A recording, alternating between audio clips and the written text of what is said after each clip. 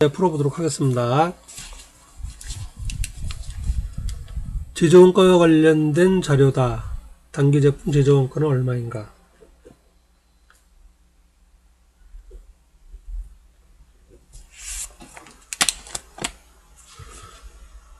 단기제품 제조원가, 제조원가 명세서의 제일 끝부분이죠. 제조원가 명세서. 제조원가 명세서는 기본적으로 재료비, 농업비, 경비가 있고요. 그 다음에 거기다가 기초제공품 더하고 기말제공품 빼고 그렇게 되어 있죠. 단기에 생산된 제품의 원가예요. 그래서 재료비, 농업비, 경비, 그 다음에 더하고, 그 다음에 기초제공품 더해주고, 기말제공품은 빼주고, 기말제공품은 요번 기수에 완성된 게 아니기 때문에 빼주는 거고요. 기초제공품은 전년도에는 안 들어갔지만은 올해에는 생산이 됐겠죠. 완공이 됐겠죠. 그래서 기초제공품에 들어가 있는 건 더해주고, 그래서 계산이 되는 겁니다. 그래서 재료 보시면은 재료비가, 기초, 단기, 여기 기말이 있죠. 그래서 30만원 하고 5만원 빼니까 25만원이고요. 그게 농업에 더해주고, 제조간접비 더해주고, 다 더해주고 요거 하나 빼는 거죠. 그러니까 이게 20만원, 40만원, 50만원, 여기 빼면 60만원. 거기다가 요거 더하고 80만원. 그래서 기말제품 빼주고 70만원. 9번에는 3번이 되겠습니다. 3번. 통상적으로 이론 시험 같은 경우 이게 문제를 1분 내에 풀어야 되기 때문에 이제 문제는 뭐 길고 복잡한 것 같아도 실제로 해보면 상당히 단순한 겁니다. 왜냐면 1분 내에 풀어야 되니까 문제를 어렵게 낼 수가 없는 거예요. 어렵게 내면 이제 틀리라고 내는 문제가 되기 때문에 뭐 대개는 이제 계산이 좀 단순하게끔 그렇게 써냅니다. 그래서 이제 9번 같은 경우는 이제 그렇게 그 단기 제품 제조원가, 그래서 제조원가 명세서 서식만 알고 있으면 바로 풀 수 있는 그런 문제가 되겠습니다. 다음 10번. 10번은 이제 제가 요 88회 중에서는 제일 어려운 문제인 것 같습니다. 자, 보시면은, 이것도 이제 문제 파악이 정확히 중요해요. 선입선출법에 의해서 종합원가 계산을 선택하고 있다. 종합원가 계산은 저기죠. 대량 생산하는 경우죠. 그래서 한 달 동안, 주로 이제 한 달입니다. 한 달 동안에 발생한 그 재료비, 농업비, 경비를 다 더하고, 특히 이제 재료비하고, 그다음에 농업비, 경비는 같이 합쳐가지고 되게 하죠. 일정하게 발생을 하니까. 어쨌든 한 달 동안 발생한 원가를 다 더해서 완성된 것하고 완성되지 않은 것, 제공품에다 나눠주죠. 제공품은 완성된 게 아니니까 제품 원가가 아니죠. 그래서 나눠주는 그런 개념이 되는 거고, 그 다음에 중요한 게 이제 환산량이라고 해서 계산을 하죠. 그래서 기말 제공품이 뭐 몇 프로가 완성이 됐는가. 뭐 여기서 예를 들어 700단위가 있는데 40% 완성이 됐다 그러면은 이거 완성품으로 바꿔주면은 47이 28, 280개 완성됐다고 보는 거예요. 그러니까 완성된 거 280개하고 기말 제공품 700개를 같은 으로 본다는 얘기죠. 그러면 한 개당 뭐 제품 원가 계산하기가 좀 수월해지겠죠. 그런 식으로 계산하는 게 종합 원가가 되겠습니다. 그래서 지금 10번 같은 경우 보면은 이제 환상량을 구해야 되는데, 문제가 보시면은 가공 원가에 대한 완성품 환산량 단위당 원가가 12,000원이다. 한 개당 완성된 거 하나당 12,000원이다 그 얘기예요. 그럴 경우 가공원가 발생한 건 얼마인가?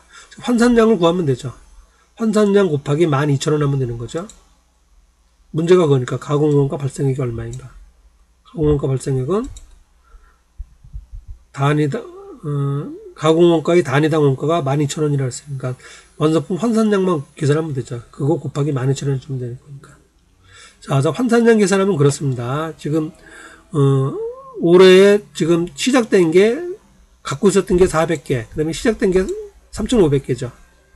그리고 완성된 게, 기말에 남아있는 게 700개, 그 다음에 단기 완성 수량이 3,200개 해서 지금 400하고 3,500 하면은 3,900이죠.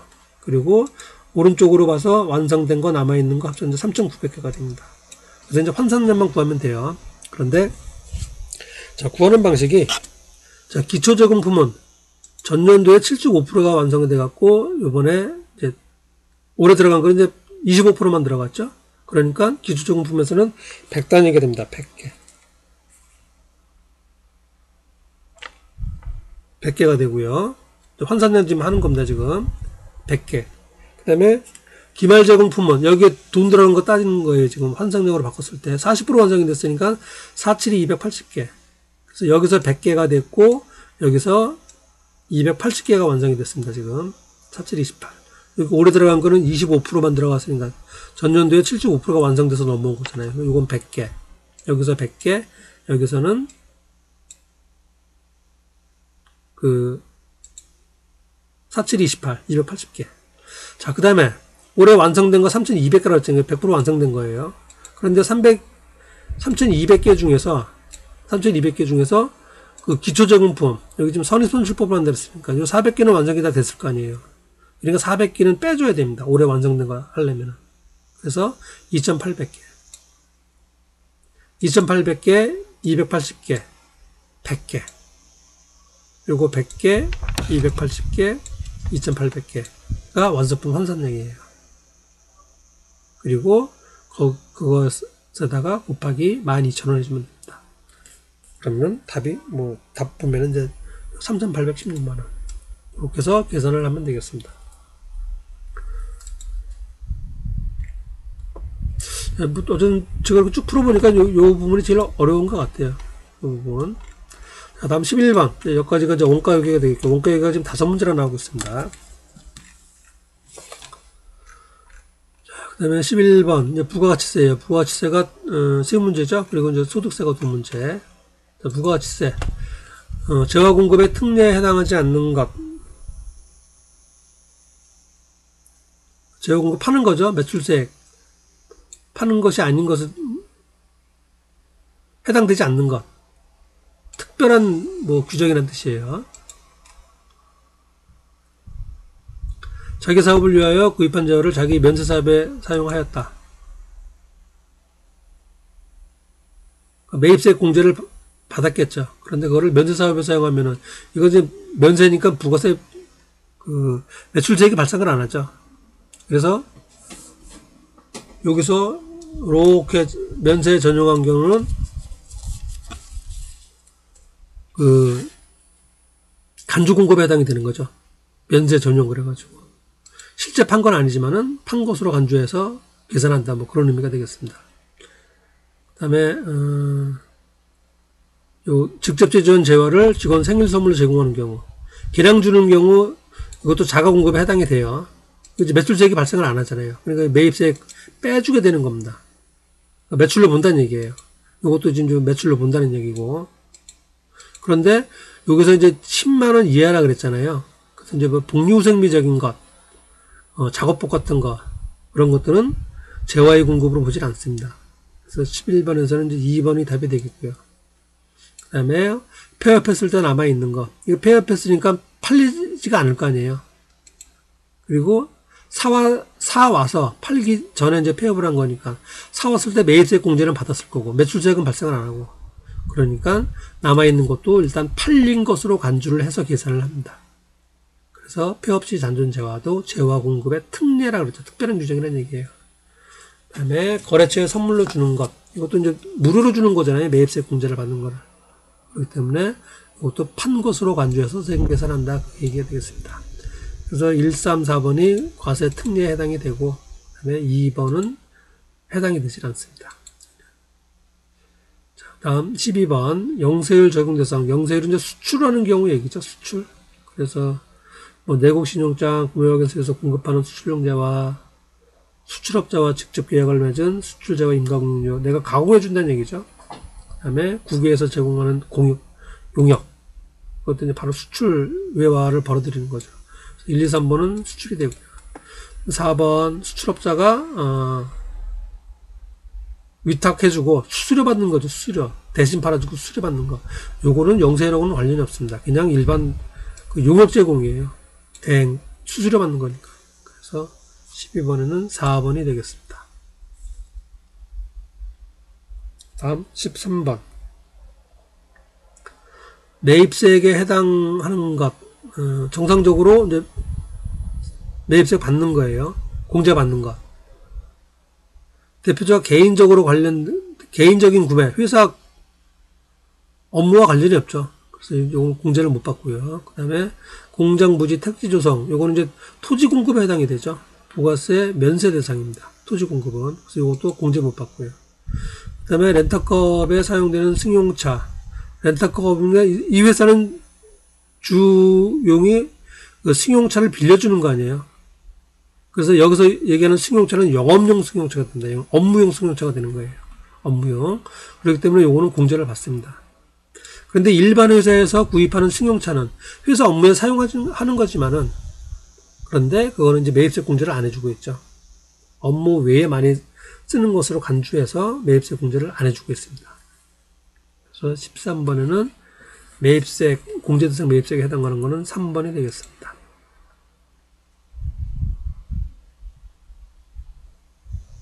그다음에 이것도 거래처 해주는 거, 이것도 역시 업무 무관, 여기죠. 접대비 관련된 거죠. 그래서 매입세 공제를 안 해주고요. 자, 그다음에 이제 14번 배당소득 중 그로스업 적용 대상이 되는 것. 그로스업 된다는 얘기는 그 회사에서 벌어들인 돈에 대해서는 법인세를 내죠. 그리고 그 회사에서 벌어들인 돈을 가지고 주주들한테 배당을 합니다. 그럼 주주들도 또 받은 소득에 대해서 세금을 내잖아요. 그래서 똑같은 소득인데 이중과세가 되는 거죠. 회사에서 한 번 내고, 그 다음에 그걸 또 개인이 받으면 개인이 또 한 번 내고, 이중과세가 되기 때문에 나중에 이제 개인이 따로 이제 세금을 낼 때 그 법인세 낸 거를 이제 공제받게 됩니다. 그래서 그거 계산해주기 위해서 해주는 게 이제 그로스업 해주는 거예요. 그래서 이제 얼마를 더해줬다가 나중에 이제 빼주는 이제 그런 과정을 거치는데, 그거를 이제 그로스업이다, 그렇게 얘기를 합니다. 그래서 보시면은 이것도 이제 내용이 뭐 상당히 좀 어려운 부분이 되겠습니다. 뭐 그냥 이해한다기보다는 좀 외워야 되는 뭐 그런 것들 이게 되겠는데요. 1, 2, 3번 같은 경우는 전부 다 그 법인세가 과세된 것들입니다. 내국법인, 그 다음에 뭐 합병 뭐 이래 가지고 또 받는 거, 배당으로 받는 거. 1, 3번은 거의 같은 말이 되겠고요. 그러니까 법인세가 부과된 소득을 받는 경우에요. 그래서 이거는 이제 그로스업 대상이 되고, 4번 같은 경우는 이제 해당되지가 않습니다. 주식 발행 초과금 그래가지고 자본에서 나눠주는 거죠. 그래서 이거는 이제 14번은 4번이 되겠습니다. 다음 15번. 종합소득 금액 얼마인가? 여기서 지금 핵심이 종합소득 금액을 하지만 다 합쳐야죠. 이거 부동산 임대 이외의 소득, 그 다음에 근로소득, 부동산 임대소득 다 합쳐야 되는 게 맞고요. 이렇게 합치는 건 맞는데, 문제는 2월 결성금이에요. 2월 결성금은 어떻게 할 것인가? 2월 결성금, 여기서 지금 부동산 임대업 이외라 그랬지, 이외 2월 결성금은 전부 다 차감을 해주면 됩니다. 그래서 답이 아마 1,000만원 걸 겁니다. 1,000만원. 15분의 1, 1,000만원.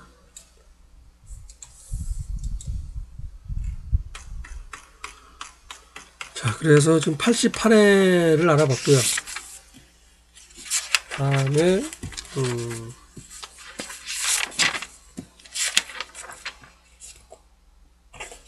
87회 부분.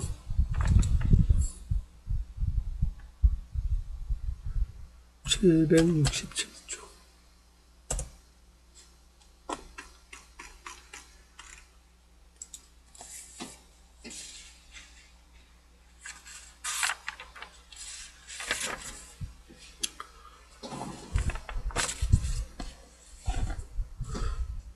87회 부분 살펴보도록 하겠습니다.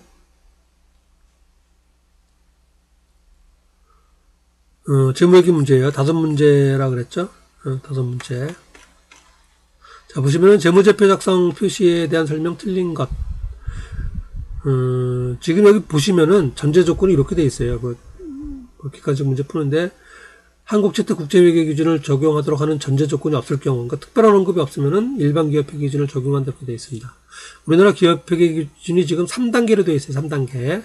한국채택국제회계 기준이 있고, 일반 기업회계 기준이 있고, 중소기업 회계 기준이 있습니다. 중소기업 회계 기준. 그래서 어떻게 되냐면은 한국채택국제회계 기준은 외관법인 중에서 상장법인이에요. 상장법인. 그래서 이제 여러분 9시 뉴스, 요즘도 나오나 모르겠네요. 주식 시세 나오는 거 있죠?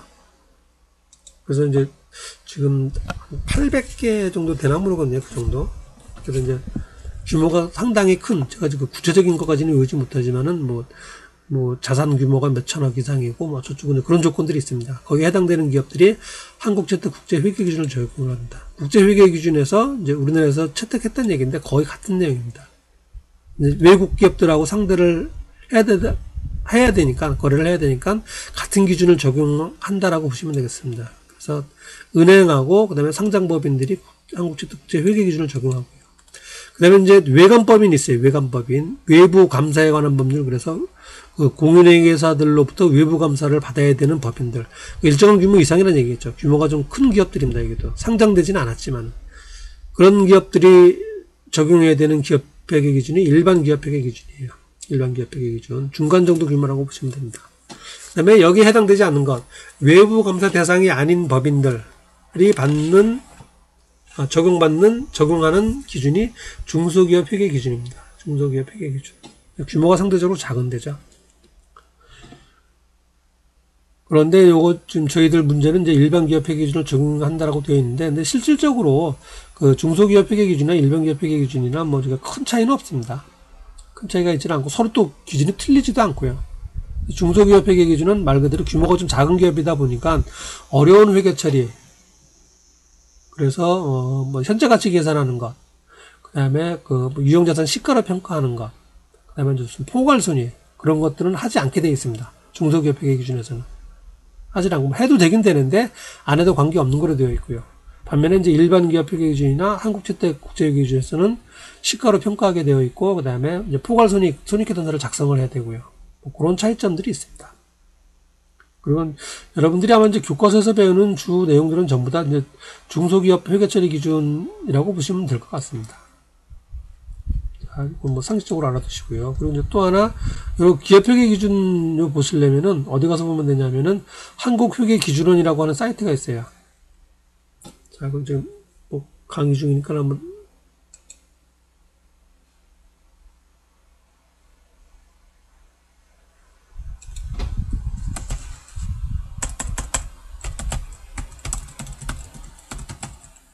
한국회계기준원이요.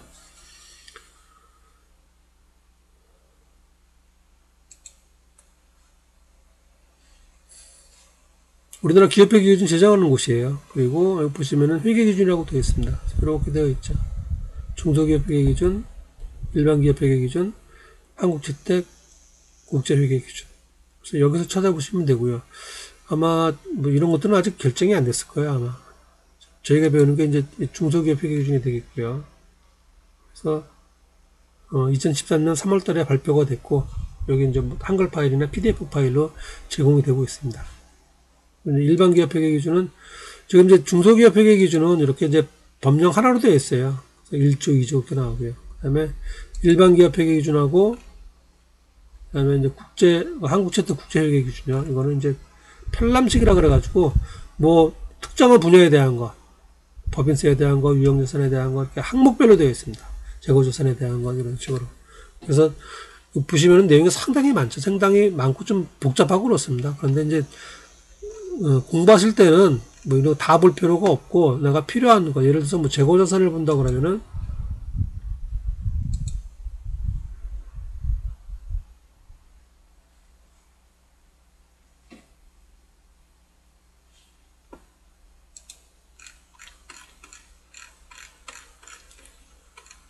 앞에 보시면 이렇게 개요가 있어요. 개요.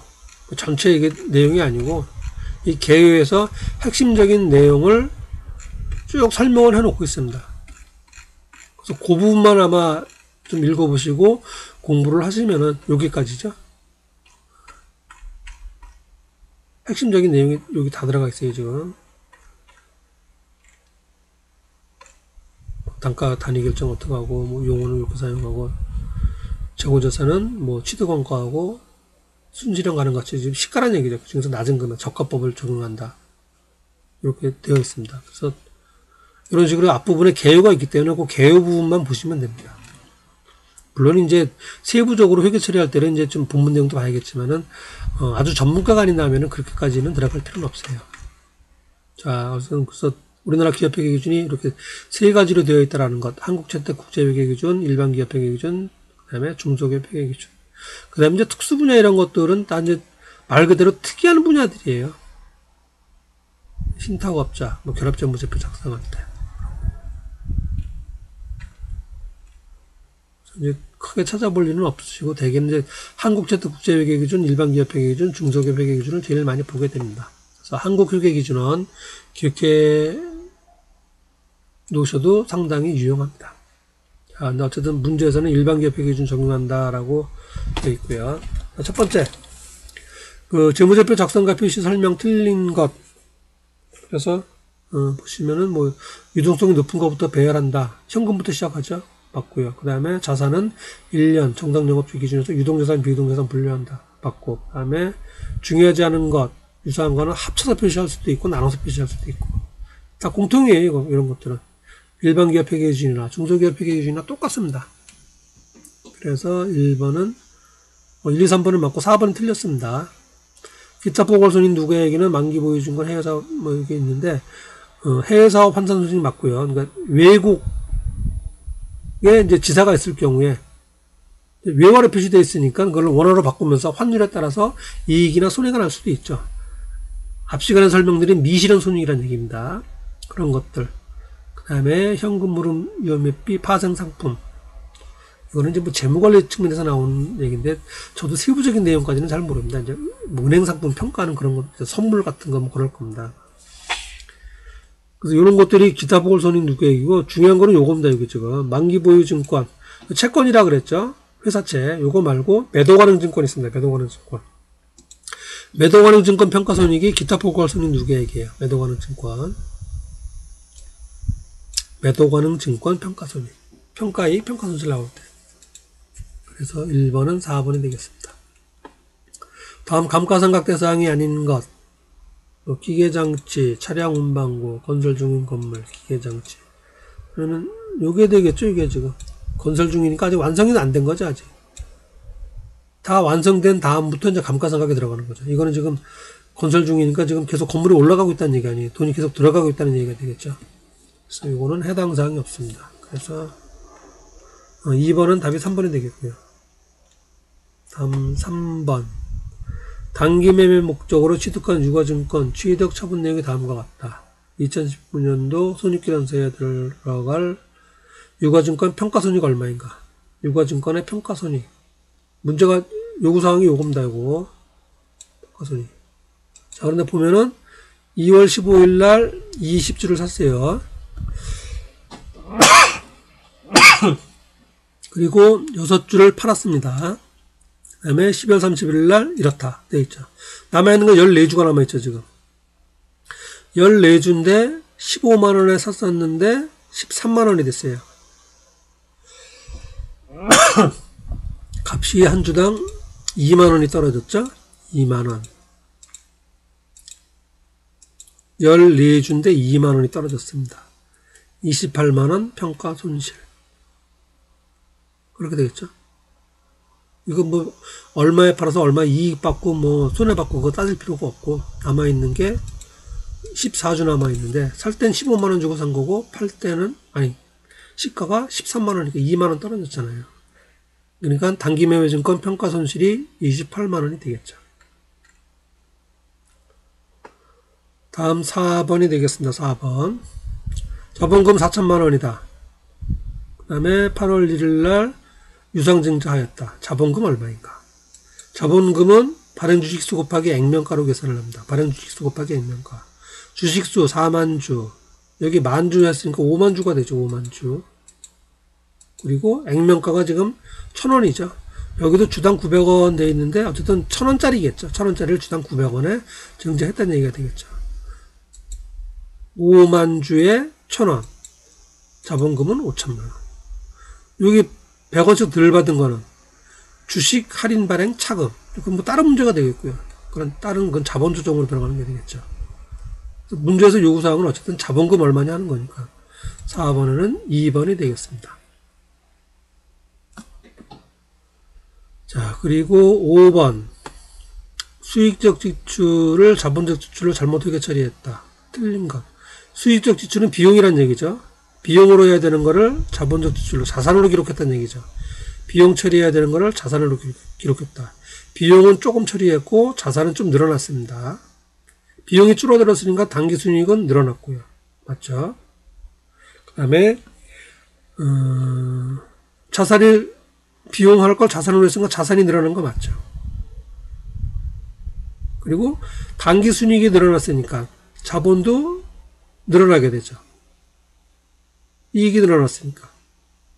그래서 1, 3, 4번은 맞는 말이 되고요. 2번 현금 유출에게는 영향을 미치지 않는다.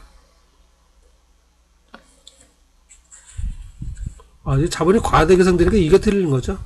5번에 4번은 틀린 거가 되고, 요거는 지금 자본적 지출로 하더라도 돈은 이미 나간 거잖아요. 비용으로 하든 자산으로 하든. 자산으로 하더라도 나중에 이제 감가상각은 할 거니까 나중에. 어쨌든 현금 유출하고는 상관이 없죠. 돈은 이미 쓴 거고. 이걸로 이렇거든, 이걸로 이렇거든. 그러니까 5번은 답이 4번은 되겠습니다. 4번.